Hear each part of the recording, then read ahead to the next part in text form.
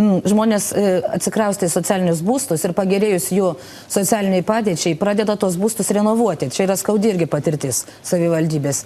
Įdeda nemažai tūkstančių, apie 20 000 įstato langus, sutvarko ir dabar tie būstai papuola į aukcioną ir už juos prašo apie 500 000. Eilinis bendrabučio kambarėlis. Ką daryti tiem žmonėm? Valdančiai koalicijai kažkaip dėl to širdies neskauda. Ir iš tikrųjų mes... Palaukit, ponas Purvaneckas prieš jūs buvo. Aš labai trumpai čia komanda paminėjo, mes per praeitą kadenciją ir per užpraeitą renovavom poliklinikos pastatą. Už tai ir kalbam apie tai, kad mes turime galvoti apie tuos pastatus, kurie dabar nenaudojami, juos būtent pritaikyti socialiniam būstui. Ir ten yra apie 20 būtų. Pone Pinskuvienė, prašau. Tai aš norėjau tą patį pasakyti, kad būtent tuo metu, kai dirbo administracijos direktorė, 2007 metais buvo gautos lėšos ir atrenovuotas senas poliklinikos pastatas, kur buvo apgyvendinti socialiai remtini tie žmonės. Tik tai dar kartą reikėtų persižiūrėti, vėlgi tai aš manau atitinkamos institucijos padarys, ar tie žmonės visi ten socialinius būstus gavė tiem, kuriem priklauso gauti. Kodėl tokia abejonė kyla? Pirmoji vietoje yra skaidrumas. Suprantat, mes esam širvintiškiai, gyvenam Širvintose, mes vieni kitus pažįstam, mes vieni su kitais bendraujam. Aš jūs nepertraukinėjau, kai jūs kalbėjot. Ir mes absoliučiai žinom ir pažįstam žmonės. Ir mes žinom, ar jam reikia socialinės tos paramos ir socialinio būsto. Ar jis turi būti lygiai toks pats teisingas. Kodėl kiekvienas jaunas žmogus, kiekviena jauna šeima turi eiti į banką, užstatinėti tėvų žemę ar tėvų namą tam, kad pasimti paskolą ir nusipirkti kambarėlį. O kažkas tai todėl, kad turi užtarimą, turi tą vadinamą stogą, gauna socialinį būstą naują. Yra nelygybė tarp žmonių. Ponas Jasukevičius, prašau. Niekas negauna socialinio būsto be eilės ir neskaidriai. Per visus 4 metus tą tikrino, kaip ir jūs minėjot, STT. Ir nenustatė, kad buvo pažeista eilė arba gavo žmonės tie, kuriem nepriklausytų.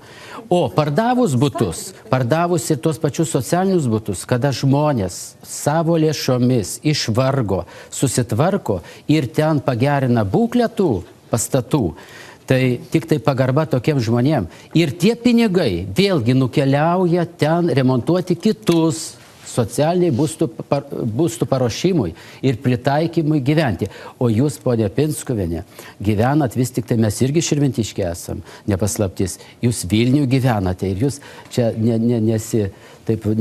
nesivadovaukit, kad tik tai Širvintose. Aš Širvintų rajono tarybos narė. Taip, tarybos narė, bet gyvenate Vilniuje, nepaslaptis. Aš namus turiu ir Vilniuje, ir Širvintose, ir miegu ten, kur noriu. Aišku, mes nežiūrim ir nekontroliuojam, kur kas miega, bet tik tai, kai širvintiški šneka ir deklaruoja tai jeigu galima, daugiau, tada labai būna tikslu ir labai normalu. Dėl socialinių būstų mes iš tikrųjų turėjom visiškai neseną pavyzdį prieš keletą mėnesių taryboje, kai moteris gavo socialinį būstą, taryboje jinai atėjus, verkė, stovėjo, pasakojo, koks jai buvo skirtas socialinis būstas. Aišku, meras net nenorėjo jai leisti kalbėti, bet tik tai opozicijos dėka buvo leista tai moteriai pradėti kalbėti ir pasakot, kokį gavo socialinį būstą, kur net išmatos vonioj gulėjo. Tai čia yra daug mūsų tarybos narių sėdinčių, kurie tą matė ir girdėjo. Ir šiandien dienai moteris surenka čekučius, investuoja į tą butą, pakeičia langus, duris, viskas sutvarko. Jai buvo pažadėta dar buvusio mero Pakalnio, kad rink čekučius ir tau bus gražinti šitie pinigai. Šiandien dieną jūs tą butą įvertinat 60 000 iš skylės. Žmogus padarė butą, jūs įvertinat. Tai jūsų vadovaujama administracijos darbuotojai įvertina 60 000 tą butą ir moteriškiai leidžia parduoti, bet už kokią sumą. Tai jūs parduokit tam žmogui tokį, kokį butą davėt. Tai vėlgi yra tvarka. Dabar ranką kėlė. Čia kada vyksta toks ginčas tarp dviejų kandidatų, tai aš jiems siūlau į antrą turą bandyti patekti. Ir galėsit ginčytis. Visi kalbam, visiems vienodas laikas. Pone Davidavičiene, prašau. Aš norėčiau pasakyti, dar grįžti prie to STT planinio patikrinimo. Tai būtent tie, sakykime, galimai netinkami sprendimai ir buvo priimti 2007-2008 metais, kada mes turėjom dar ir šiais metais juos tvarkyti ir į tam tikras vėžės sustatyti. Taigi be galo kruopštus žmogus administracijoje šiuo metu dirba su socialiniu būstu plėtros klausimais. Ir nėra taip, kad buvo pažeidimai. Tiesiog vienas dėl mažai darbuotojų skaičiaus esame maža savivaldybė.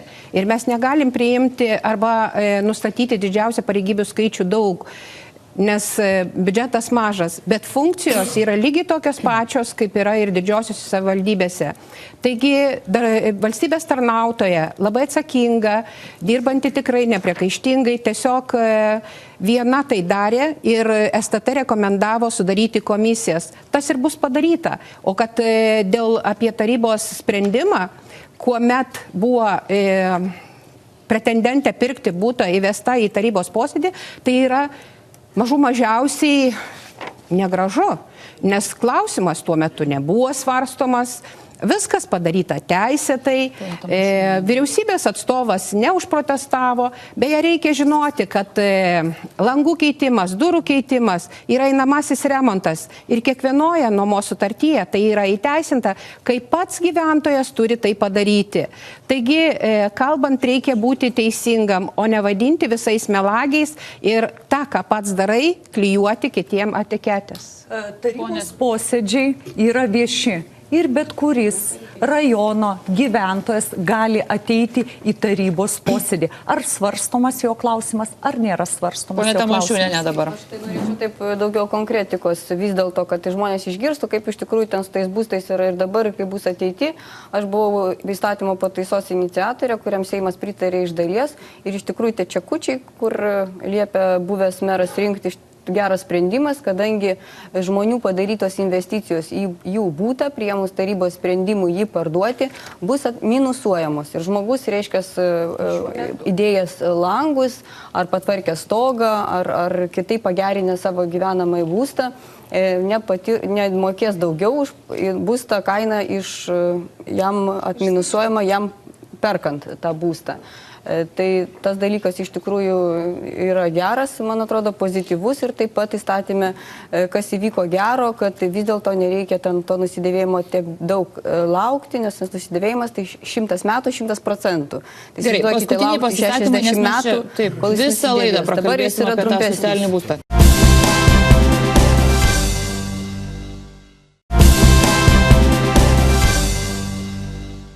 Pone Živilė, pasakykit, kaip jūs 2007 metais Ingridai Baltušytei skyrėt socialinį būstą? Kokiais pagrindais? Ar laikėtės tvarkos nustatytos ar ne? Papasakosiu. Ir kaip mes sugrąžinom tą būtą kandidatė teisėtai? Iš Širvintų rajono savivaldybės taryba, būtent šiuo metu. Ingrida Baltušytė Četrauskienė 2007 metais dirbo Panevėžio rajono savivaldybėje. Buvo įvertinta mero už nuopelnus, už investicijas į Panevėžio rajono kraštą. Aš iš tikrųjų pažinusi šitą moterį, pakviečiau pati asmeniškai kaip administracijos direktorė, nes buvo visiškas sąstingis, nebuvo paruošta jokių projektų, o ES lėšos nelaukė, pasimskite rajonai. Aš Ingrida Baltušytė Četrauskienė pasikviečiau iš Širvintas. Aš pasakiau, Ingrida, tau kaip super gerai specialistai, atsakingam žmogui, kuris ruošia investicinius projektus, tau mes surasim socialinį būstą. Socialinis būstas buvo paruoštas ir šiandien atsakingai ir STT tą tyrė. Už savo asmeninės lėšas aš nupirkau šviestuvus, baldus, visas virtuvės kriauklės ir indus. Ir Ingrida buvo pakviesta dirbti į investicijų skyrių. O Ingridai priklausė tas socialinis būstas? Ir Ingrida gyveno šitam būste gal porą savaitėlių, iki kol naujosios administracijos direktorius ir mero nebuvo iškraustyta. jinai iškraustyta iš socialinio būsto, jinai iškraustyta iš savivaldybės, kai investicijų skyriaus vedėjas, bet Vilniaus miestas ją priėmė ir šiandien dienai jinai dirba Vilniaus mieste investicijų ir ekonomikos departamento direktoriaus pavaduotoja Vilniaus mieste. Jūs matot, kaip Vilnius tvarkosi, kaip Vilnius plečiasi. Kur Vilniuje gyvena, ponia Ingrida? Ingrida gyvena Širvintose ir važinėja kiekvieną dieną iš Širvintas, pasiemusi paskolą ir nusipirkusi butą. Gerai, tai... Jeigu galima patikslinti, kadangi buvo labai asmeninis klausimas, tiesiai žmogui, prašau, Ingrida. Noriu pasakyti du sakinius. Taigi kandidatas į merus siūlo nesilaikyti teisės aktų, skirstyti socialinius būstus pagal kompetenciją, ar jin buvo tokia ar nebuvo. Taigi... Pone Davidavičienė, yra tokia praktika, jeigu, sakykime, trūksta gydytojų ar ne, nori pritraukti specialistus, tai atvažiavusiems suteikia kažkokį municipalinį... Bet tai čia yra tarnybinės patalpos, nemaišykim truputį. Ir dar noriu pasakyti. Taip, būdama merė, darysiu su gydytojais. Ir taip noriu pasakyti, beje, turi ligoninė irgi turėjo būti. Dar noriu pasakyti dar vieną dalyką, kad kandidatuojant į merus reikia žinoti, kad tarybos posėdžiai vyksta griežtai reglamentuota tvarka. Ir yra reglamentas, kada kalbėti, kaip kalbėti, o ne daryti chaosą. Pone Vasiliauskinė, čia jau pusę valandos laukia. Apie įstatymą numatytą tvarką. Atsiprašau, jau dabar amžinatilsį tokį pažinojau viršininką žemėtvarkos, kuris sakė, kad visi įstatymai leidžia vogti. Tai labai norėčiau, kad mūsų savivaldybėje taip nebūtų. Mes liktai kalbam, kad viską darom įstatymo numatytą tvarką. Bet kur tada įstatymo numatyta tvarka tiem konkretiem dviem žmonėm, kurie tikrai socialinį būstą įdėjo virš 20 000 ir vienas iš darbuotojų, nenoriu minėti dabar pavardės, ir dabar dirbantis, prižadėjo, tikrai surinksite visus čekius ir mes apmokėsime, o dabar, kai ta kaina iškyla ir tie žmonės praktiškai išeina į gatvę, tai kas tada, kur čia įstatymo numatyta tvarka? Ar tokie darbuotojai, neatsakinga direktorė, kad tokie darbuotojai dirba savivaldybėje? Kas atsakingas? Aš labai norėčiau gal iš tiesų ponios Ingridos išgirsti nuomonę, čia apie ją kalba kaip... Tai norėtųsi... Iš ties malonu, kad kalba, bet noriu patikslinti informaciją, kad kadangi pati dirbau savivaldybėje, taip būstas buvo skirtas man tarnybinis, nesocialinis, tam, kad būtų sudaryta galimybė nevažinėti 100 kilometrų į vieną pusę, tačiau tame bute aš negyvenau nei dienos ir kilus didžiausiam ažiotažui ir pavydo bangai, aš galėčiau tai pasakyti, aš 2 metus su trupučiu važinėjau kasdien iš Panevėžio, iš Širvintas 100 kilometrų į vieną pusę. Tai čia labai malonu, kad diskutuojama to klausimu, bet aš manau, kad nereikia sakyti to, ko nebuvo. Paminėta tokia tema, ką Širvintų rajonas galėtų pasiūlyti, tarkim, jaunoms šeimoms arba žmonėm, kurie nori likti ten kurti tą pridėtinę vertę.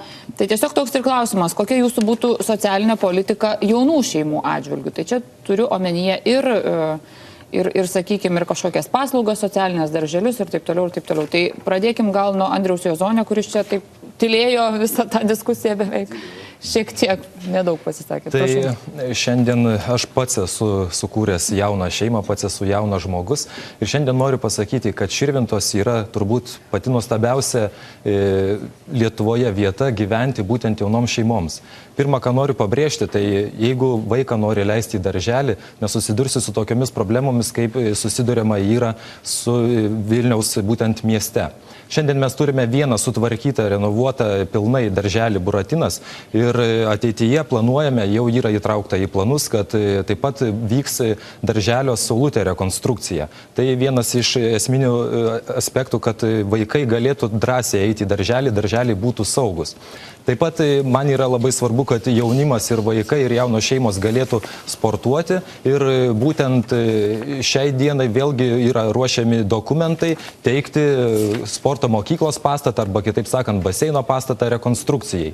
Taip pat mano tikslas yra, kad daug Širvintose viešųjų erdvių būtų pritaikyta būtent jaunoms šeimoms, ten praleisti laiką, kad būtų įrengtos vaikų žaidimo aikštelės, kad vaikai galėtų žaisti, kad būtų saugu Širvintos. Ir aš apskritai kaip jaunas žmogus matau, kad Širvintos tai būtent jaunų šeimų, jaunų žmonių, jaunimo ir vaikų miestelis ir rajonas.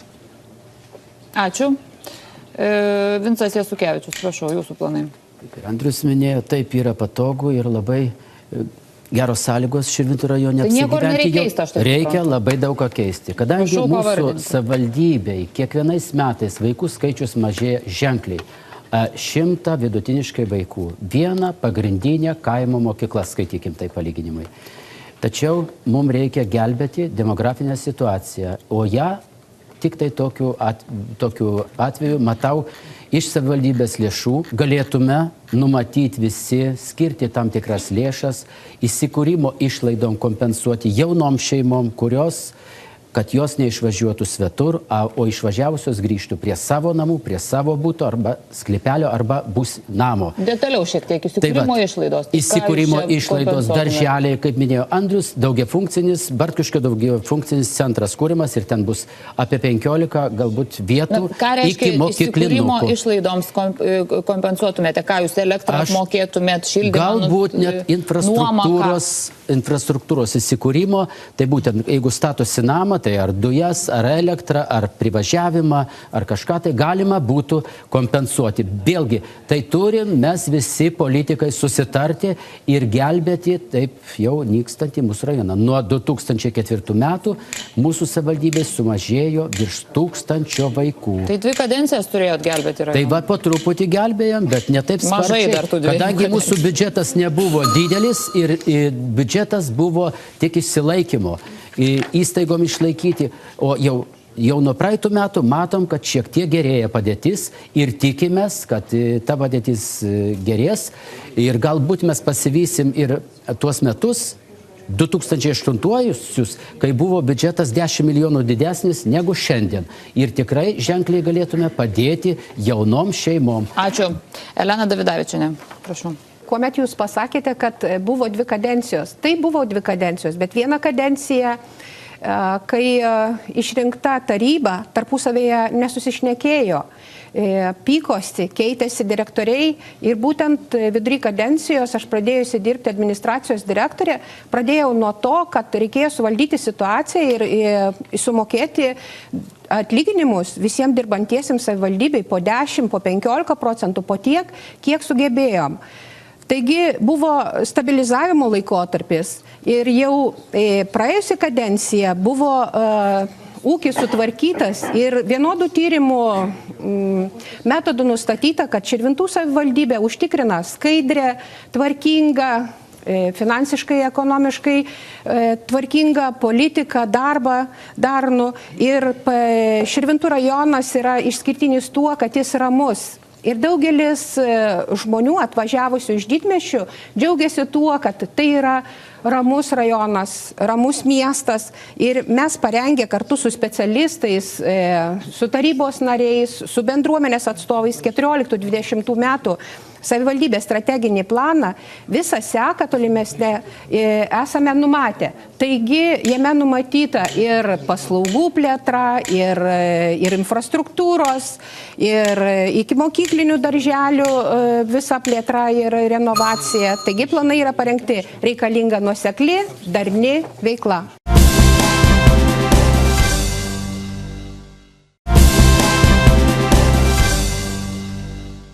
Klausantis visų galima taip suprast, stengsimės, darysim, kadenciją 2 pasėdėjom, nesigavo, gal šią gausis kaip nors kadencija. Darbo partija ir aš kaip kandidatas į merus ir mano komanda, mes ateinam kitaip. Nuo tos dienos, kai buvo paskelbta, kad mero rinkimai bus tiesioginiai, mūsų komanda mes pradėjom ruoštis. Mes atlikom tyrimus. Mes vykdėm apklausas. Ne Živilė ir ne darbo partija nusprendė, kokios didžiausios problemos yra Širvintų rajone. Širvintos yra visiškai apleistas miestas. Yra nurodytos visos problemos, visi žmonių ir gyventojų poreikiai. Merė, jūs šiandien apie tai turėtumėt kalbėti, kad pas mus Širvintų rajone yra ne tik alkoholizmas, bet ir narkomanija. Mes turim apie tai kalbėti. į tokį miestą aš nežinau, ar norėtų Vilnietis atvažiuoti, pirkti būstą ir gyventi. Bet mes darbo partija turim planą ir žinome, kaip išbristi iš šitos duobės. Yra parengti visi projektai. Tas, kas reikalingas Širvintų rajono žmonėm. Pirmiausia, mes turime apšviesti gatves, sutvarkyti visus kelius, sumažinti biurokratizmo aparatą. Dabar atėjusi savivaldybė, mes gaunam ką? Žmogus sėdi už durų, 3 valdininkai sėdi kavą geria. Su visa pagarba savivaldybės administracijos darbuotojams, bet tvarka turi būti ir pirmoji vietoje yra žmogus. Mes pradėsime Saulutė lopšelis darželis. Jis bus surenovuotas ir žinome, iš kur gauti lėšas. Bus sutvarkytas jaunimo parkas, bus sutvarkytas prie Norfos parkelis, bus Kalnalaukio gatvė pilnai sutvarkyta. Aš niekaip nesuprantu, kodėl jinai per šitą kadenciją nebus sutvarkyta. Kai Lenkų rinkimų akcijos viceministras buvo, susisiekimo viceministras buvo, meras nesugebėjo nuvažiuoti ir kalbėti apie tai, kad 4 metus kalbėti ar sėdėti kabinete, tai galima sėdėti ir kalbėti. Darbo partija yra pasiruošusi dirbti ir visus šitos planus ir projektus įgyvendinti, o kaip jaunas šeimas paskatinti ir kad gimstamumas Širvintų rajone didėtų. Mes turime sprendimą, kad 3 vaikas turi būti atleistas nuo darželio mokesčio. Aš klausau ir tikrai nesutinku su tuo, kad Širvintų rajonas arba Širvintų miestas yra tokia skylė, iš visų, kurią net neverta būtų įeiti. Vis vien rajone yra daug kas padaryta ir aš turiu mintyje, kad jeigu kalbėti jaunimo klausimais, tai yra vis vien ir sporto kompleksas, ir baseinas, ir jaunimo užimtumo vietos, yra sporto mokykla, bet, kiek aš girdėjau, tai darželių kol kas nėra eilė į darželius. Bet yra kita problema, apie kurią turbūt verta būtų kalbėti, tai apie užimtumą, apie darbo vietas. Čia yra kita problema. Ir niekas nekalba apie tai, kad širvintiškių labai daug kas važiuoja į Vilnių ir važiuoja gauti tenai beveik minimumą arba kažkiek daugiau. Ir 3 valandas kelyje su tamsa išvažiuoja, su tamsa grįžta. Tai vis vien, o mes tikrai turime galimybę, mažinant, sakykime, įmonių biurokratinį dokumentų tvarkymą, galime tikrai gauti papildomas darbo vietas tiek filtrų gamykloje, tiek Grybinas galvoja, ar mes turėsime jaunų žmonių, kurie galės dirbti konservų fabrike. Ačiū. Ir taip toliau, ir taip toliau. Noriu pasakyti, kad Širvintų kraštas yra labai gražus kraštas ir miestas Širvintos yra patogus ir ypač jauniems žmonėms gyventi, kadangi ramus, yra patogus savo geografinė padėtim, kadangi yra labai patogus susisiekimas į visas pusės. Automagistralė Vilnius-Ryga pritraukti turėtų ir verslininkus, ir jaunas šeimas gyventi būtent į šitą rajoną, kadangi žinome, kad aplink miestą susispietę gyvena ir labai arti tie nameliai prilipdyti, o čia iš tikrųjų yra erdvu ir patogu. Vienas dalykas. Kitas dalykas, grįžtant prie klausimo, kaip paskatinti jaunas šeimas. Iš tikrųjų, man atrodo, reikia rodyti gražius daugiavaikių šeimų pavyzdžius. Ir galbūt aš kaip merė sulaukus šeimoje 3 vaiko ir pagerbti šeimą, ir parodyti, ir parašyti, kad skatinti gimstamumą visais įmanomais būdais rajone. Mūsų programoje numatyta ne tik pačių Širvintų miesto, kadangi mes žinome, kad visi pagrindiniai dalykai ir infrastruktūra sukurta poilsiui ir papildomam ugdymui vaikų yra Širvintų mieste. Tai ir meno mokykla, ir sporto mokykla, ir laisvalaikio centras. Ateityje bus laisvalaikio vadintis galės centru, dabar yra baseinas, kuris reikalauja renovacijos. Tačiau reikia kreipti ir į kaimiškasias vietovės dėmesį. Mokyklos, kuris turi patalpas, siūlome ten įrengti mišrias priešmokyklinio ugdymo grupės vaikams nuo 3 metų ir įrengus pagal higienos normas vietas, miegojimui ir maitinimui vaikų, tėvai turės galimybę palikti ir gauti kokybišką ugdymą jau mažiem vaikučiam nuo 3 metų. Tai aišku, paskatins tėvus susirasti darbą arba ir dirbti, užsidirbti ir likti mūsų rajone. Irena Vasiliauskinė. Taip, aš norėčiau čia tokius 3, galbūt mūsų numeris 3 primenu, pagrindinius dalykus pasakyti, ką jaunimui galima pažadėti, jeigu mes ateisim bent jau į valdančią koaliciją. Tai baseinas, gimnazija ir darželis. Kaip gali žmonės jau net važiuoti, jeigu vienas darželis taip, jis sutvarkytas ir tvarkomas turbūt jau 5 kadenciją, bet kitas darželis, kuris yra šalia savivaldybės langų, jis yra baisus ir apleistas. Į ką čia žiūrima, į gražias vedėjų akis, atsiprašau, ar dar į ką nors, taip iki šiol nesuprantu. Dabar gimnazija, tvarkoma, šildoma išorė, o kad jinai skęsta, kad melioracija nepadaryta, kad kažkur skirti pinigai melioracijai dingsta, pati dirbu toje gimnazijoje. Atsiprašau, jau 20 metų. Ateini kiekvieną kartą kvapas ir kiekvieną kartą jauti tą, žinot, puveiko ir tokio tikrai nelabai skanų dalyką. Ir galvoji, jeigu tvarkom viršų, tai kas čia pačioje, taigi pamatai griūna. Ką daro direktorė, kiek stengiasi, nieko neišeina. Ir nepramuši tos sienos. Ir pati lakščiau ir dariau. Taipogi baseinas. Kažkodėl tai, kiek žinau, socdemų iniciatyva, sporto kompleksas Laisvalaikio centras buvo perdarytas, prijungtas baseinas prie sporto mokyklos. Na ir kas iš to? Prijungiam ir vėl tas pats. Viena siena nuo tos pusės, jinai visa šlapia.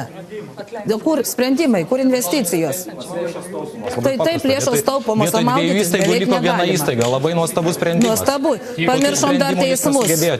Dar pamiršom teismus, dėl kurių savivaldybė dabar gal ir skolas klimsta. Nes atleidus anos žmonės, taip kad... Nesuprantu, kodėl kalbama nuosekli ir darni politika. Nes kultūros centro renovacija, kuri dabar baigėsi tuo per 4 kadencijas, kur reikia per akmenis eiti beveik į salę, tai jinai dabar nutrūko ir milijoną reikėjo gražinti. Tai kur tas nuoseklumas? Aš siūlau žiūrėti kitą laidą, bus įdomu. Tiesiog. Gerai, tai šį sykį su Širvintų rajono kandidatais atsisveikinam, bus dar viena laida. O rytoj susipažinsite su Biržų rajono kandidatais į merus. Iki.